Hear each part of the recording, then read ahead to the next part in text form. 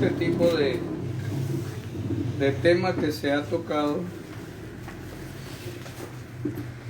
nosotros tenemos que hablar de las cosas que son muy importantes para estos últimos días. En los días de los judíos, cuando el Mesías apareció, el pueblo estaba ciego. Y en estos días el pueblo está ciego. Es más, en el tiempo de los judíos los discípulos estaban ciegos y los judíos también. Ellos miraban al Mesías, tenían atracciones, les gustaban las cosas del Mesías, pero nunca creyeron que en el año 70 se había terminado su oportunidad. Y el asunto es que vinieron espantosas calamidades, llegaron a Jerusalén. Y si aquí hubiese una lluvia larga, podríamos perecer la mayoría en esta capital. Así que el Señor ha metido su mano. Y esa mano nos está protegiendo. Pero yo no sé hasta dónde vamos a permitirlo.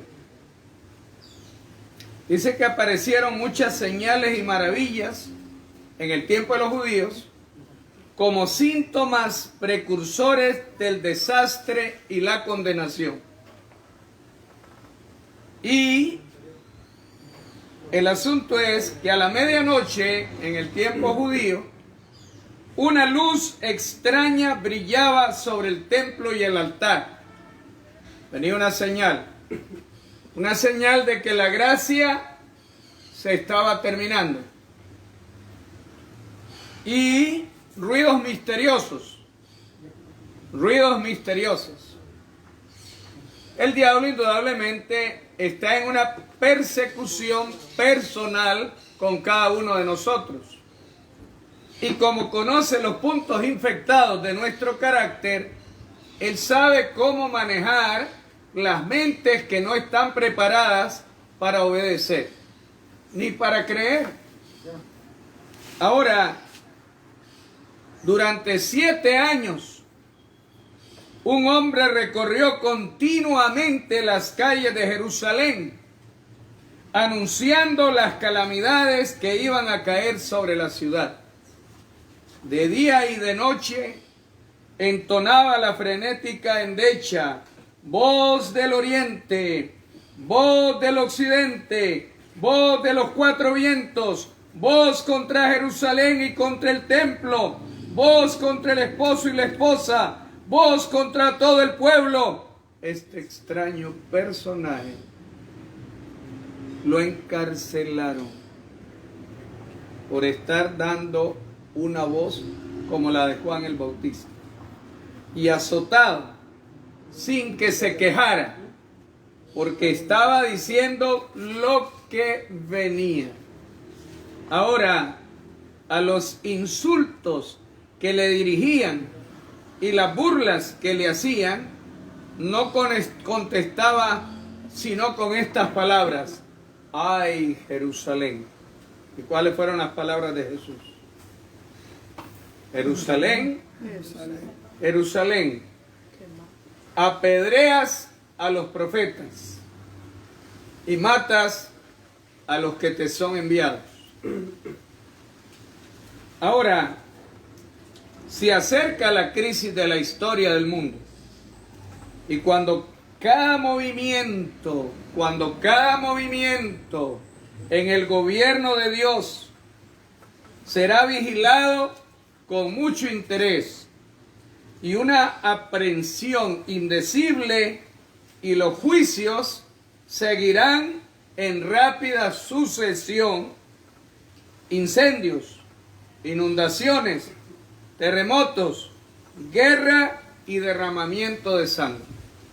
Ahora, leer esto hace muchos años parecía insólito, pero leer esto en esta mañana Es estar viendo la película frente a nosotros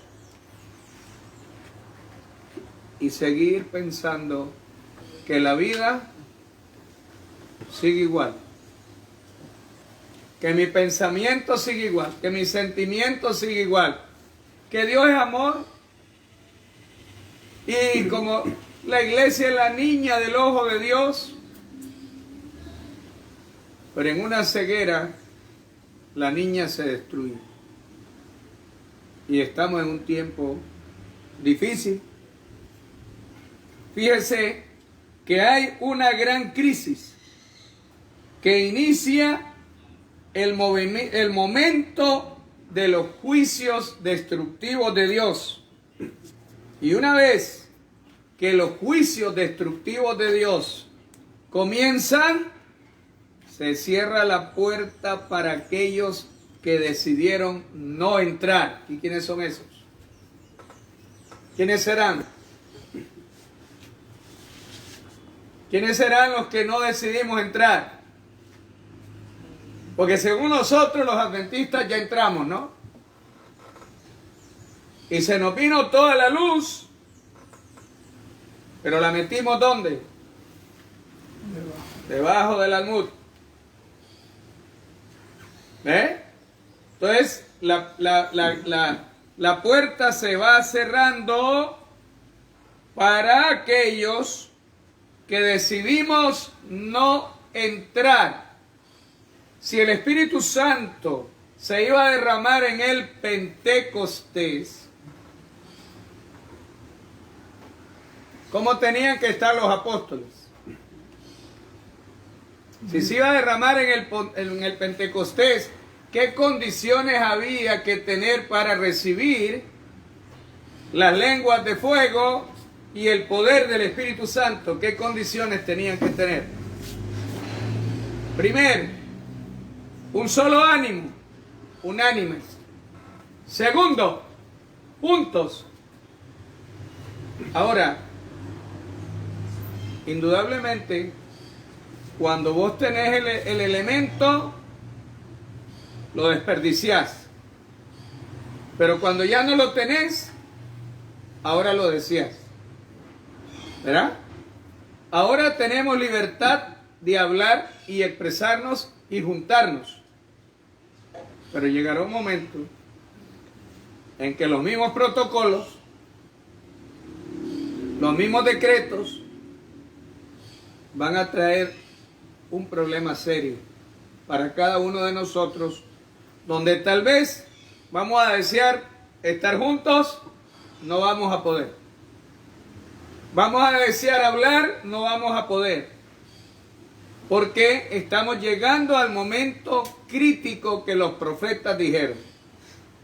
Ahora, si llegó la crisis, en la crisis lo que se tiene que revelar es ¿qué cosa?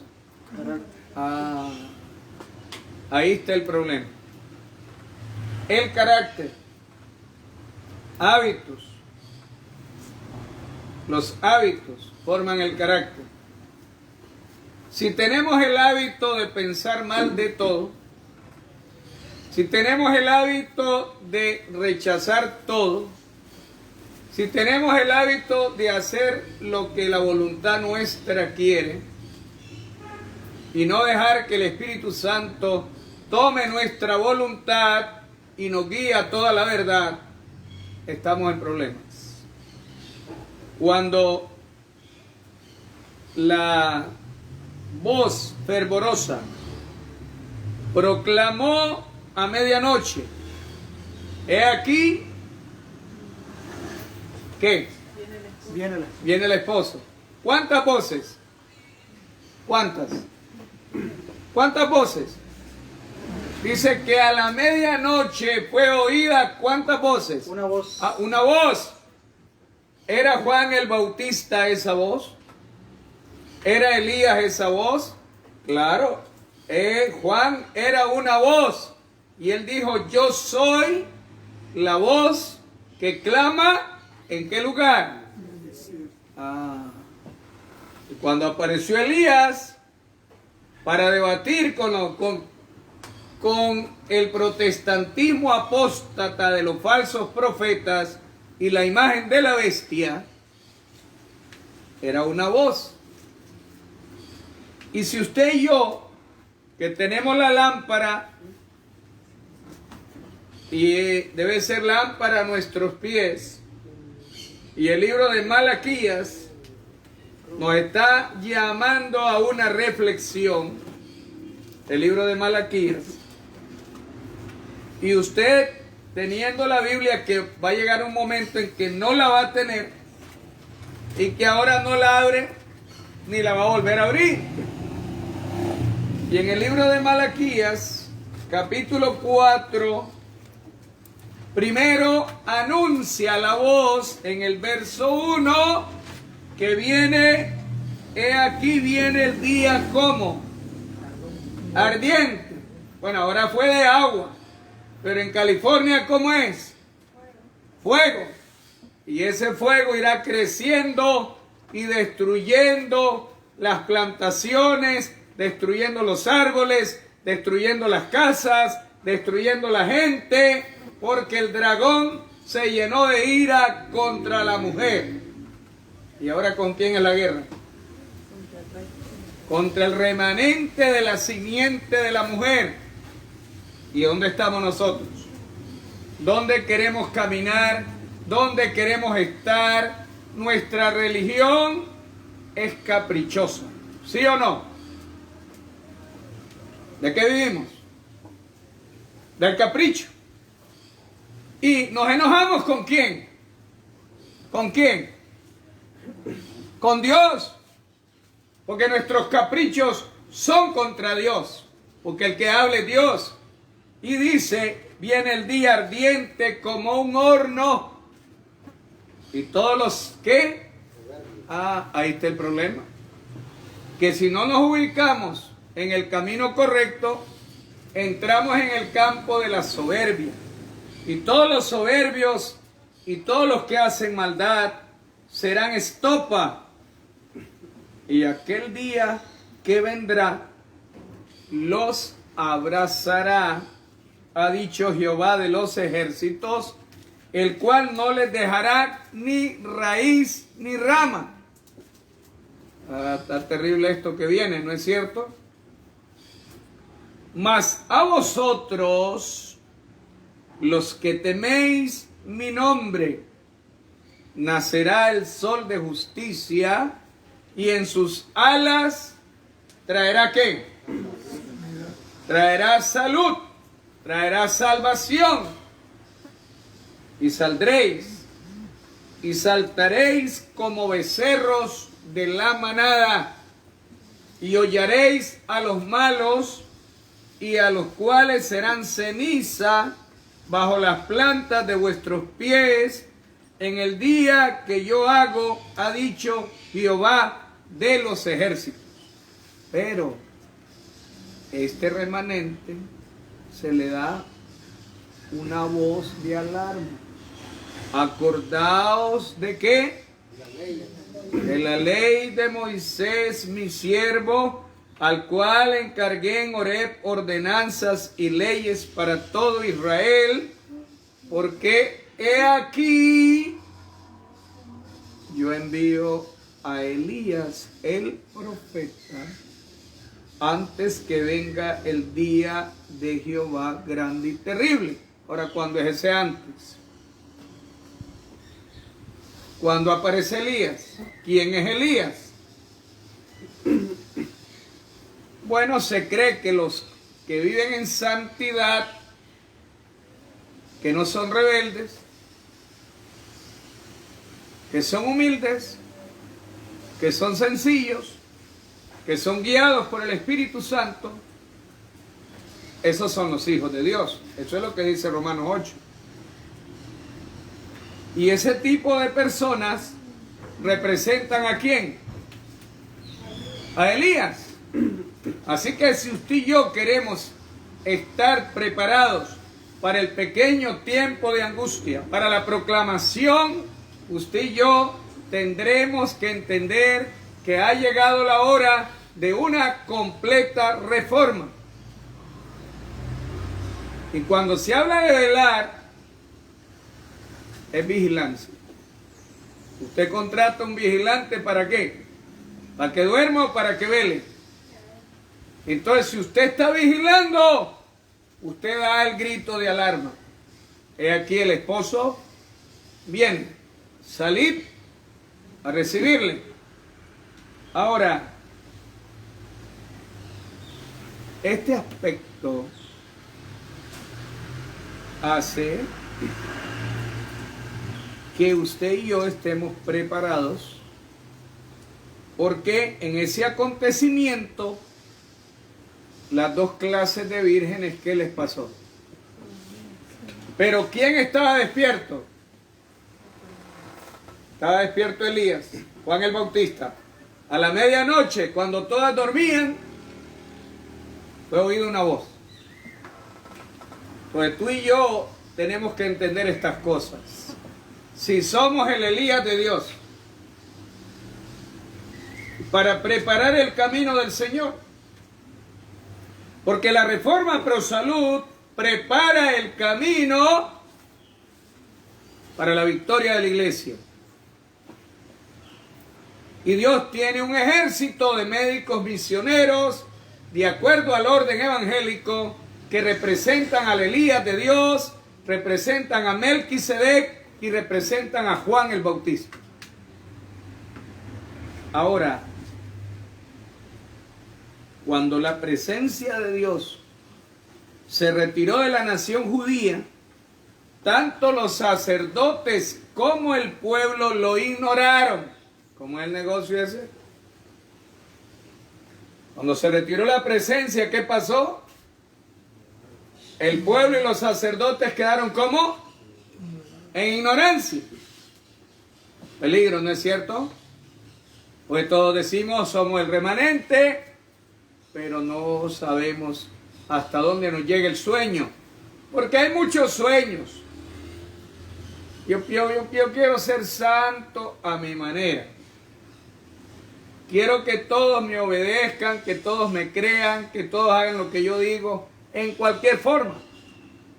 Y el cielo está preparando un ejército de gente especial. Y aunque bajo el dominio de Satanás, ¿cómo estaban ellos? Arrastrados por las pasiones más horribles y malignas, creían ser todavía el pueblo de Dios. Aquí hay un misterio de 170 años de peregrinaje, pudiendo haber llegado en 40 años, pasando 4 generaciones y peligrando esta última 4ª generación, desde 1844. Ahora, algo muy importante. Tan pronto como el pueblo de Dios sea sellado en su frente. No se trata de un sello o marca que se puede ver, sino un afianzamiento en la verdad, tanto intelectual como espiritualmente, de modo que los sellados sean inamovibles, y tan pronto como sea sellado y preparado para el zarandeo, este vendrá. O sea que para entrar al zarandeo, ¿cómo tenemos que estar? Sellados, con un sello muy fino. Ahora, mientras las pruebas aumentan alrededor nuestro, aquellos que han tenido gran luz, ¿quiénes serán estos? ¿Con quién habla el Señor? Aquellos que hemos tenido gran luz y preciosos privilegios, pero que no los han mejorado, se irán. ¿Cómo es la cosa? Porque yo puedo creer que yo voy a llegar en un carro como el de Elías. ¿Ah? Y que como es el espíritu de Elías, con mi carácter le puedo desbaratar la cabeza a cualquiera y cortarle el cuello. Este Elías de hoy es una viva representación de aquellos sellados por el cuarto ángel que tienen la lluvia tardía y el poder de cerrar los cielos y volverlos a abrir. Esto es un pueblo especial, esto no es cualquier persona. Esto tiene que tener una mente poderosa, así como la de Enoc, que recibía revelaciones directas del Padre. Ahora, ¿por qué debe ocurrir este proceso? Porque la iglesia debe ser purificada antes de proclamar el fuerte clamor a un mundo que está pereciendo. Una vez purificada, recibe el derramamiento del Espíritu Santo y proclama el mensaje final. Aquí tenemos un problemita cuando hablamos de borrar pecados, porque a nosotros nos viene una idea escolástica, que nos borran en el cuaderno, que nos ponen notas. No, Señor. Cuando usted permite que un pecado quede borrado, usted ya no se acuerda de volverlo a cometer. Pero aquí hemos creyendo que le decimos en la oración, borra mis pecados, y seguimos ¿qué? Cometiéndolo. Y buscando culpables. Aquí la cuestión no es de buscar culpables. Aquí la cuestión es individual. Porque el Espíritu va a usar a cada uno individualmente. Y por la iglesia se va a manifestar la revelación final y completa del amor de Dios al mundo que ha de quedar iluminado con su gloria. Vayamos al libro de Efesios y observemos este cuadro. Efesios capítulo 3, verso número 10. Algo vital para nosotros. Efesios 3, 10. Porque no le hemos puesto mucha atención al asunto. Ahora, dice acá que el proyecto, ¿cuál es? ¿Cuál es el proyecto aquí en Efesios? 3:10. ¿Sí? ¿Para qué es este proyecto del mensaje de Elías y de Juan? Para que la multiforme sabiduría de Dios sea ahora notificada por medio de la iglesia a los principados y potestades de los cielos. Óigame, perdóneme, ¿a quién va a notificarle la iglesia la multiforme sabiduría de Dios? ¿A quiénes? Principados y potestades.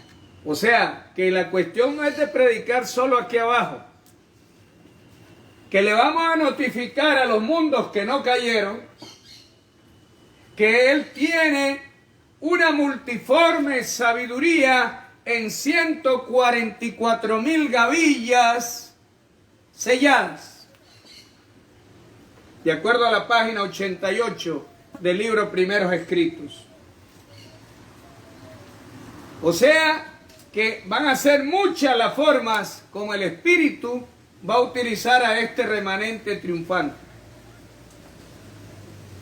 Pero si usted quiere ser del remanente triunfante, pero usted se agiliza mejor en el remanente mundano, porque en el remanente mundano se vuelve líder, pero en el remanente triunfante está opacado, no hace nada, no hace, ve eso como que no vale, como que no sirve. Entonces aquí está el conflicto, que la tarea de presentarle a los mundos que no han caído la multiforme sabiduría de Dios a las potestades que están en los cielos. Ahora, hay algo muy interesante que tenemos que valorar, y es la predestinación de los santos en Efesios 1. Y si usted y yo leemos esto y no nos preocupamos por entenderlo orgánicamente, usted y yo lo que hacemos es simplemente ser lectores. Y se acabó. Bendito, verso 3, el Dios y Padre del Señor Jesucristo nuestro, el cual nos bendijo con toda bendición espiritual. ¿En qué lugar? Entonces, ¿dónde es que ha de vivir este remanente final? Si está inscrito en el libro de la vida, ¿de cuál vida es que está inscrito? De la vida que vivió el Cordero aquí abajo. Y si usted y yo estamos inscritos en la vida del Cordero aquí abajo, entonces estamos también nosotros bendecidos, viviendo en los lugares celestiales y manifestándole a las potestades y a los mundos no caídos la revelación de Jesucristo. Pero si usted no entiende este negocio y usted piensa que esto es lotería, que es chiripa, que es cosas de teología, que es cosas de homilética, que no, esto es cosa de revelación divina. Y dice el verso 4 que Dios nos eligió. Según nos eligió, ¿desde cuándo? Antes de la fundación del mundo, para que fuéramos como santos y sin mancha delante de Él en amor, habiéndonos predestinado para ser adoptados hijos por Jesucristo a sí mismo, según el puro afecto de ¿qué? De su voluntad. Pero ¿cuál es nuestro problema? Que la voluntad nuestra está entregada al mundial. Así que el mundial nos va a marcar y nos va a meter en su selección. ¿Me entiendes? Y yo por eso creo que los pobres apóstoles, donde oyeron que había que comer la carne y la sangre, dijeron, papá, aquí no queremos. ¿Quién te va a oír? Estás loqueando, ¿cómo vas a decir esto? No es que nadie va a querer. Así estamos viviendo, hermanos míos. Frente al Mar Rojo, frente al conflicto. Ahora, el asunto es que este proyecto, este es un proyecto. ¿Cómo se llama este proyecto? ¿El plan de qué? El plan de redención. ¿Quién purificará a la iglesia en el gran zarandeo que muy pronto ha de tomar lugar? El Señor manifestará que su abanico está en su mano y Él purgará enteramente su piso. ¿Qué es lo que viene? Viene una purga, viene una purificación, viene una limpieza, viene una transformación. Y eso, el libro Preparación para la lluvia tardía lo plantea con exactitud. Dice, si no dejamos, ¿qué es lo que nos está pasando? Si no dejamos que el Espíritu Santo obre a su manera en nuestras vidas, entonces estaremos trabajando con apariencia de piedad y negando la eficacia de la piedad con las energías de la carne y no con el poder del Espíritu, y el resultado será que sin el Espíritu y el poder de Dios, la verdad no tiene valor. No vale. Ahora, hay algo muy importante. Necesitamos un profeta. Necesitamos un Elías. y preguntamos, ¿dónde está el Señor Dios de Elías? ¿Dónde está el Elías de Dios? Esta hora es crítica. La iglesia se da un aire al paralítico de Betesda. El ministerio tiene la misma parálisis del paralítico de Betesda. 170 años de parálisis. Tiene que venir un Elías, porque si no viene un Elías, esto se corrompe y según lo dice la Biblia, que si no hacemos volver el corazón de los padres de la fe que eran los pioneros a los hijos que somos nosotros, Él va a destruir la tierra con maldición. Volver de nuevo a la piedad primitiva. Y la falta de poder en la lluvia tardía, en esta hora tan avanzada, debería humillar nuestros corazones e impelernos a seguir con fidelidad el consejo de Cristo a los laodicenses. Debiéramos prepararnos con premura para experimentar el reavivamiento y estar listos para hacer de nuestra parte en la predicación del mensaje, cuando éste sea proclamado con gran poder durante el fuerte clamor. Pero hay algo que está pasando. Hay algo que está pasando. Dice así: se me mostró, una revelación de Dios a Elena White, se me mostró que el pueblo de Dios está esperando. ¿Qué está haciendo el pueblo de Dios? Que un cambio se apodere de ellos como un poder compulsivo. Yo todas las mañanas le pido al Señor que Él me cambie. Y cree que el Señor va a venir y le va a dar vuelta. ¿Ah? Y le va a dar vuelta el Señor. Que como que tiene un winch que lo va a andar jalando. ¿Ah? Un poder compulsivo. ¿Ah? Y entonces dice, pero quedarán chasqueados porque están en el error, deben actuar, deben tomar el trabajo en sus manos, porque hombre, pero ya ahí no trabaja y quiere el poder. ¿Para qué lo quiero? Pues si voy a comenzar a trabajar, le voy a inflar la llanta al carro, porque ¿para qué? Si no lo voy a sacar y lo tengo con la llanta abajo. Pero si voy a salir para ir a buscar lo que está perdido, y es mentira, el paralítico debe tener, ¿quién va a ir a buscar? Un liderazgo impresionante. ¿Dónde están esos liderazgos? Bueno, están en unos proyectos que están formando en negocios. Usted se apunta, usted mete a otro, y mete a otro, y mete a otro, y mete a otro. ¿Cómo se llaman eso? Tienen un nombre.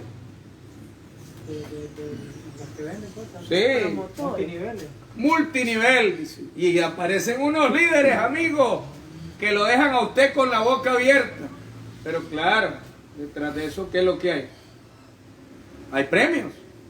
Y premios que todo mundo desea, ¿sí o no? La carne los desea. Pero si tuviéramos un multinivel espiritual para salir a ganar las almas, ¿qué pasaría? Ahora, ¿usted cree que estáticos nosotros vamos a necesitar o Dios nos va a mandar el Espíritu Santo? No va a haber nada.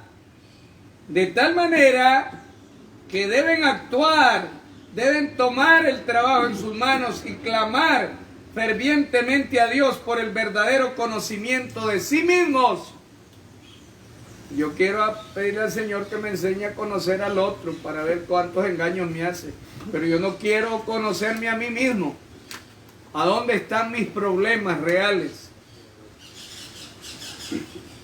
Y me fue mostrado que si los hijos de Dios no hacen esfuerzos de su parte, sino que aguardan el refrigerio que venga sobre ellos y que le elimine sus males y corrija sus errores, si confían en que esto los limpiará de la inmundicia de la carne y del espíritu y los hará idóneos para dedicarse en el fuerte clamor del tercer ángel, serán hallados faltos, y muchos han dejado en gran medida de recibir la lluvia temprana y no han obtenido todos los beneficios que Dios ha provisto para ellos.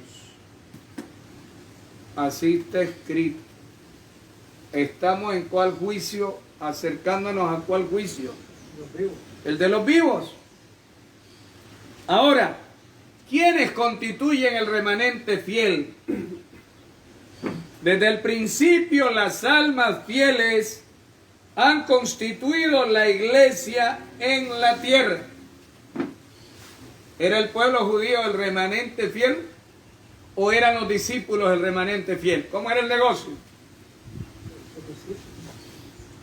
Era el pueblo judío la iglesia militante, pero eran los discípulos la iglesia ¿qué? Triunfante. ¿Y eso no nos da un cuadro a nosotros? ¿No nos muestra dónde estamos? ¿No nos dice hacia dónde queremos ir? Ahora, el asunto está acercándonos. Escuchen bien este secreto. La apostasía en la iglesia prepara el camino para la imagen de la bestia. ¿Cómo es el negocio? ¿Qué hace la apostasía en la iglesia? Preparar la imagen de la bestia. Ah, ¿está viendo el cuadro? ¿Lo está viendo? Que según nosotros hay evangelismo por todos lados, pero ¿a quién le preparamos el camino? A la bestia. A la imagen de la bestia. ¿Por qué? Porque tenemos la dieta de la bestia y de la imagen. Y tenemos los métodos de evangelización de la bestia. Y necesitamos el método de Jesús. ¿Y cuál es el método de Jesús? ¿Cuál fue el método de Jesús? ¿La obra cuál? Médico misionero. Médico misionera. Porque el médico misionero tiene que tener la virtud y el poder que Cristo trajo. Y cuando tú y yo estemos en esta dimensión, os expulsarán de las sinagogas. Y aún viene la hora cuando cualquiera que os mate pensará que lo hace por quién, que le rinde servicio a quién, a Dios. ¿Y esto es afuera o es adentro? Ah, qué tremendo. Dios tiene una iglesia. No es una gran catedral. Tampoco es la institución nacional. Ni son las varias denominaciones. Es el pueblo que ama a Dios y guarda sus mandamientos. Ahora, viendo este asunto, entonces estamos viendo que la cosa se está poniendo elegante, ¿verdad? No sé si buscan alguno de ustedes. Humberto. Ahora,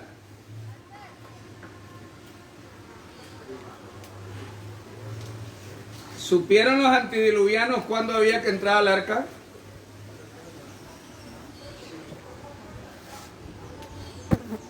Sí. Pero dice la escritura que no entendieron Hasta que hasta que no entró. Y esto nos debe dar una pauta, que muchos de nosotros no vamos a entender hasta que Cristo salga. ¿Me entiende? Ahora, el asunto nos va acercando. ¿Ve? Vez tras vez se me ha amonestado acerca de fijar fechas. Nunca más habrá un mensaje para el pueblo de Dios que se base en el tiempo. ¿Lo entendemos bien? Porque ahora hay un encantamiento, porque hay mucha gente muy buena que está manejando el tiempo y hasta están diciendo que Cristo viene ¿en qué fecha? En el 2031. Y ya hay cautiverio. Ya todo el mundo cautivado por esa fecha. Pero el tomo 1, página 220 de mensajes selectos dice que vez tras vez se me ha amonestado acerca de fijar fechas. Nunca más habrá un mensaje para el pueblo de Dios que se base en el tiempo. Muy importante, porque esto está en moda dentro de nosotros. No hemos de saber el tiempo definido, ya sea del derramamiento del Espíritu Santo o de la venida de Cristo. No tenemos tiempo definido.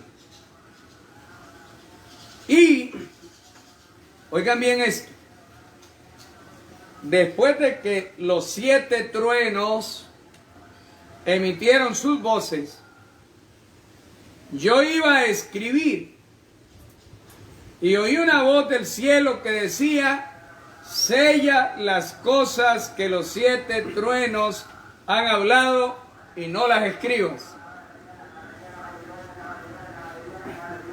Muy interesante, que ya no habrá más tiempo, sino en los días de la voz del 7º ángel, cuando él vaya a tocar la trompeta, también el misterio de Dios se habrá consumado, como él lo anunció a sus siervos los profetas. Ahora, ¿en qué tiempo estamos? De acuerdo al Apocalipsis. Porque ahí hay 7 sellos. Y si el 6º sello fue abierto y también el templo de Dios fue abierto y el 6º sello se abrió con el gran terremoto de Lisboa,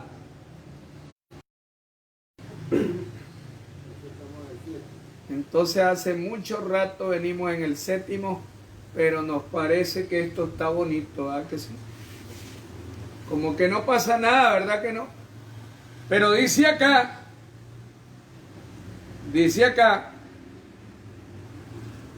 que si no en los días de la voz del 7º ángel, ¿y cuáles son esos días? Es hoy. Cuando él vaya a tocar la trompeta, también el misterio de Dios se habrá consumado, como él lo anunció a sus siervos los profetas. Entonces tomé el librito de la mano del ángel y me lo comí entero. Y en mi boca era dulce como la miel. Y después que me lo comí, se me puso amargo el vientre.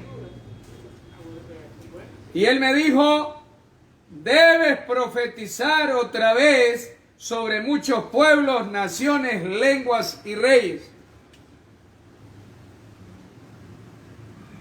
¿Qué era el librito? ¿Por qué no se le permitió a Juan escribir lo que pronunciaron los 7 truenos? ¿Por qué dijo el ángel que el tiempo no sería más? Nótese que el misterio de Dios debe terminar en los días de la voz del séptimo ángel, un evento futuro. ¿Para cuándo es que se van a descubrir y se va a abrir todo el pergamino? ¿Para cuándo? Para hoy. ¿Y qué nos interesa el pergamino? ¿Nos interesa el pergamino o lo que hay aquí abajo? ¿Qué nos interesa? Entonces, ¿qué es el pergamino? Si yo no estoy viendo el pergamino, yo estoy viendo mi pergamino. ¿Por qué? Porque escudriñar es escudriñar. ¿Cuánto tiempo escudriñamos? Ya yo solo paso las páginas, me leí un salmo, leí esto, leí lo otro. Eso no es escudriñar. El Espíritu Santo quiere tomar nuestra mente y la va a sellar unida a la palabra. Las palabras que yo os he hablado, ¿qué son? Vida. Espíritu y vida. Entonces el sello, ¿quién lo hace? ¿Y con qué lo hace? Con la palabra. Escudriñad las escrituras. ¿Os parece que en ellas tenéis la vida eterna y dan testimonio de mí?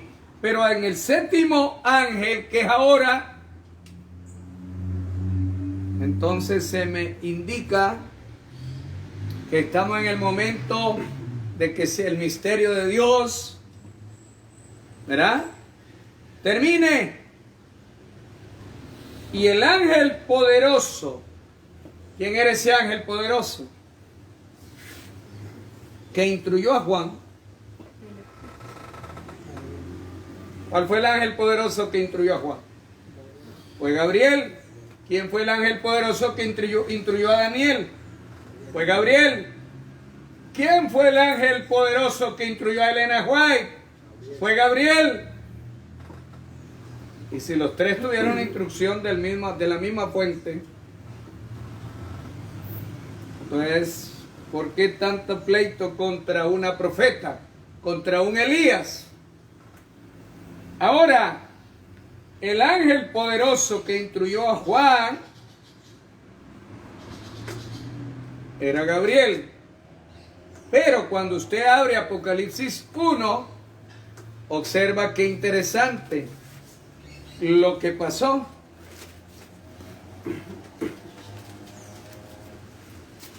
Observa qué interesante. En Apocalipsis 1. ¿Ve? Porque el versículo 1 dice que la revelación de Jesucristo que Dios le dio para manifestar a sus siervos las cosas que deben suceder presto, y la declaró enviándola por su ángel a Juan su siervo, el cual ha dado testimonio de la palabra de Dios y del testimonio de Jesucristo. Pero aquí mismo en este capítulo hay algo muy interesante, porque el que está instruyendo a Juan es, en el verso 10, yo fui en el Espíritu en el día del Señor y oí detrás de mí una gran voz de trompeta que decía que el último y el primero.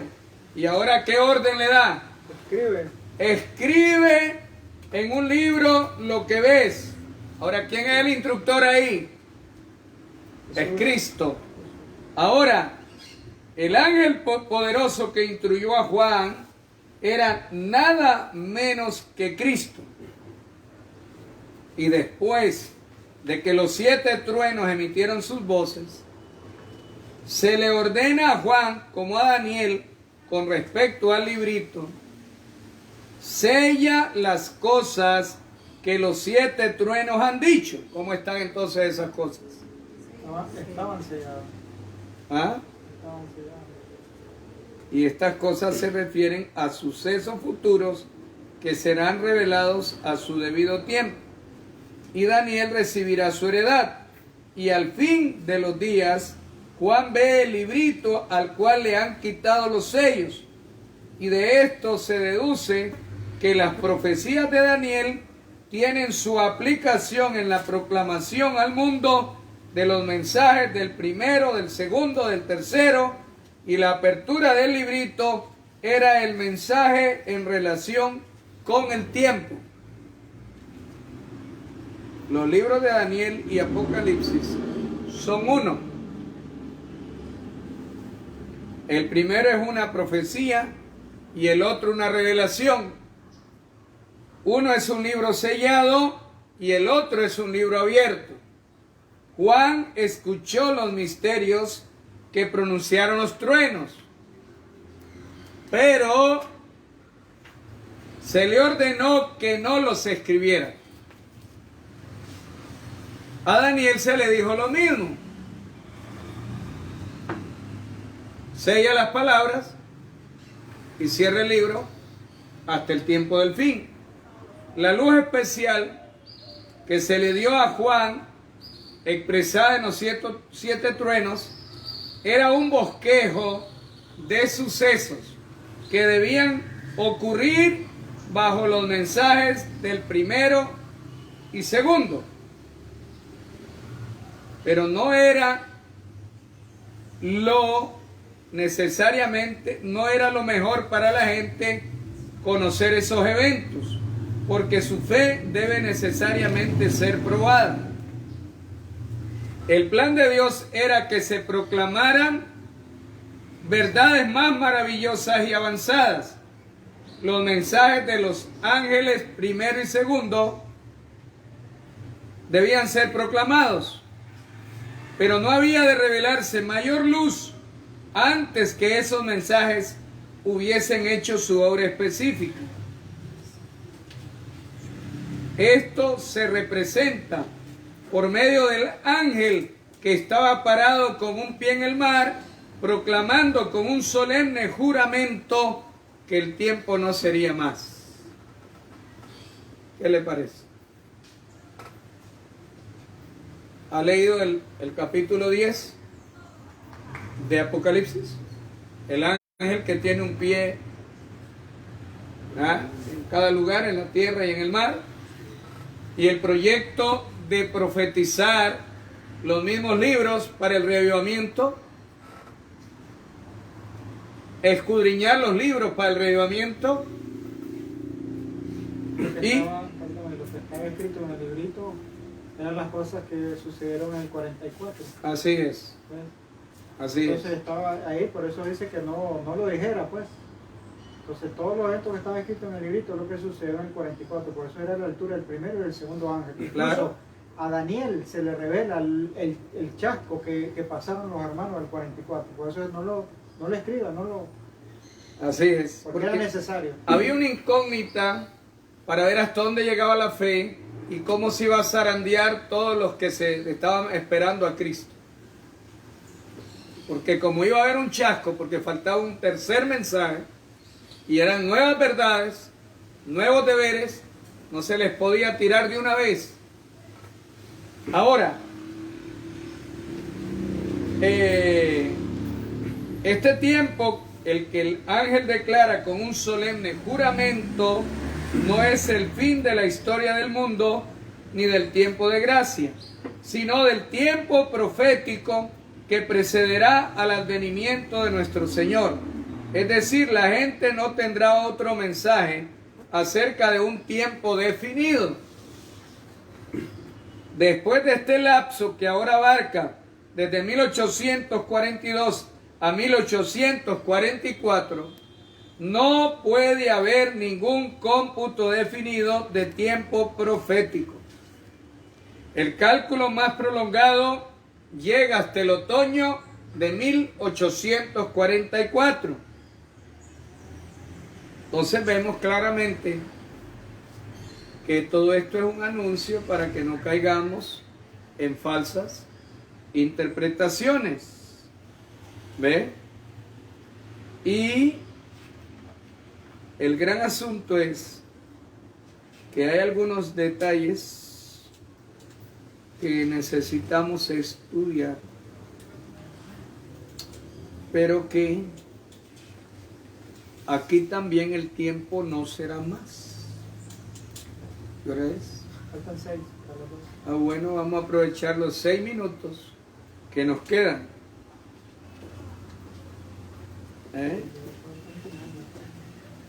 Pero en la tarde nosotros con los adventistas del séptimo día podríamos continuar. Amén. Pero no sé qué dicen los adventistas del séptimo día si continuamos en la tarde. Amén.